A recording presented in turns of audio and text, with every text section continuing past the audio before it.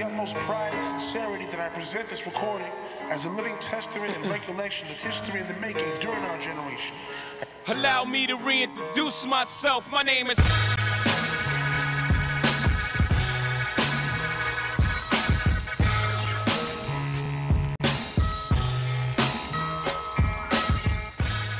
Hi, this is Balaji with SociaLifeChicago, and we are here with Joy Bivins at the Chicago History Museum, and we here at SociaLifeChicago would like you to know more of Joy Bivins. Hi everybody. Hi Balaji. How are you? I'm good, I'm good. Excellent. And if you just want to introduce yourself, please tell us. Sure. I'm Joy Bivins. I'm a curator at the Chicago History Museum. Excellent. And you are working on a pretty awesome exhibit coming up? I'm working on a project called Inspiring Beauty, 50 Years of Ebony Fashion Fair, and have been doing so for about 2 years now. It opens March 16th. Excellent. And it's going to be really fantastic. We are really excited for Absolutely. it. How did it come about, if you can just talk to us? Sure. Well, the project actually has a longer life than I've been working on it.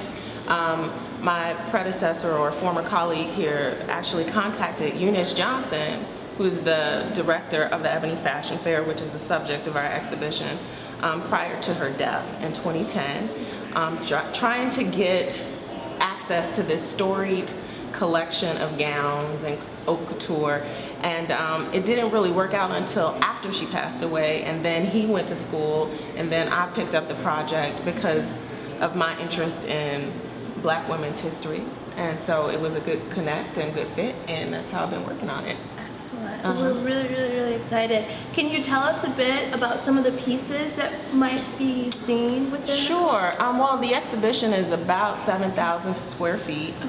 And it contains 67 garments, and some of the pieces that your viewers would really be interested in are by designers like Yves Saint Laurent. We're featuring his Picasso dress, which was part of the 1979 Ebony Fashion Fair. There's also a fantastic piece by Patrick Kelly that says "I love fashion scandal" written all on the side of the gown.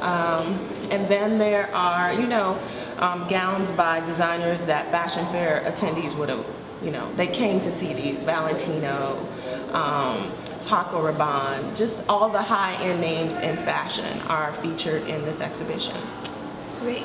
And we were just talking, so W Magazine just ran I believe it's a 3-page spread, where you're quoted in it as well, and so that in of itself is getting people, not just in the museum, like people in the fashion world, excited for this exhibit, and not just in Chicago, but all around the country. Well, Eunice Johnson, who, like I said, was the producer and director of the Ebony Fashion Fair, had a 40-plus year career of going all around the world and finding the best in high fashion to bring to these audiences in places like Chicago, but also in the Caribbean, and then also in places like Tulsa, Oklahoma. So she was bringing these really unique names and really unique pieces all over the country, and part of the beauty of this exhibition is that it not only features these fabulous fashions, but it also has this really rich history, which is about how Mrs. Johnson and the other producers of the fashion fair really broke in and broke barriers within the fashion world.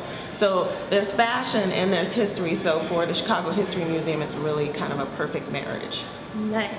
And now we will come to the fun facts. So Joy's going to give us some fun facts about the exhibit, as well as some fun facts about yourself. Sure. So one of the fun things about the exhibit is that every space is different within the exhibition. So every time you turn a corner, there's a view that you wouldn't expect, or there's a silhouette on the wall or something like that. So we really try to incorporate a lot of different visual ideas within the exhibition. And then when you go into the exhibit, you'll hear a voice that welcomes you to the exhibition. And that voice is the voice of one of the Ebony Fashion Fair commentators named Audrey Smaltz. So we're trying to create elements within the exhibition that really surprise our visitors and give them something to come once, but then come back again for. And tell a friend to tell a friend. Absolutely, absolutely. The same way the Ebony Fashion Fair kind of spread word of mouth. I mean, obviously it was in Ebony, but there are just people who talk about it as well. As far as Joy is concerned, Joy is a native Southsider, so for me this project is really both personally and academically relevant because I grew up reading Ebony. I grew up seeing the Ebony building, like coming down Lakeshore Drive with my parents. I think you said one of your former interviewees that when they get excited, they slip into their Southern twang. There is a Southside Southern twang as well. So if you hear it come out, it's because I grew up on the South Side of Chicago. And let's see, another fun thing about myself, or fun thing about Joy, because it's easier to talk about myself in the third person when doing this, is in 2010 I traveled to Switzerland to sing with a gospel choir. Gospel music is huge in Europe. Really? You wouldn't know it. It's kind of, wow. I mean, every week there's a new choir coming to Switzerland or Germany or whatever, so people go crazy about it. But we had to wear these ugly pumpkin orange and black robes. Pictures? Somewhere there are pictures, but not today. We'll find it under the You might. So that was a great experience as well. Awesome. Do you want to talk about the Ghana experience? Oh, sure. So in college I studied African American studies, and my adopted homeland, I think a lot of black folks here, adopted homeland is Ghana. So I traveled there for a few months and stayed in a place called Volta Hall. So an all-girls dorm in Accra, and it was, or Legon, excuse me, and it was a fantastic experience, one I'll kind of never forget. So that was my first venture from the South Side, outside of the United States. Wow. Was straight to the continent. You're worldly, Joy. I try to be. Very worldly in culture. I like that. And of course you have to be able to create something so amazing. Well, that's the wonderful thing about Ebony magazine, because it brought black culture to black audiences, not just here in the U.S., but throughout the world. Absolutely. Thank you so very much for allowing us to talk to you.